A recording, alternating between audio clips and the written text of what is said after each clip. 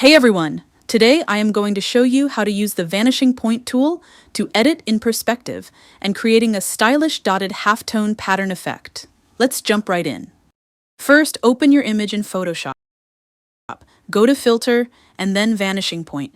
This tool lets you work directly on surfaces with perspective, like walls, floors, or tables. Draw a grid around the plane. You want to edit by clicking the four corners. Photoshop automatically corrects the perspective, so anything you paint or clone inside will match perfectly. Use the stamp or paint tools inside the Vanishing Point window to add or remove details, and watch them conform naturally to the surface perspective. This is perfect for adding realistic textures, fixing signage, or even adding graffiti on walls. Now let's create that classic dotted halftone effect. Start by converting your layer to grayscale. Go to Image, then Mode, and then Grayscale.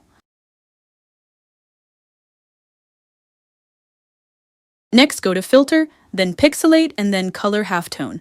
Adjust the max radius for dot size. Smaller values mean smaller dots.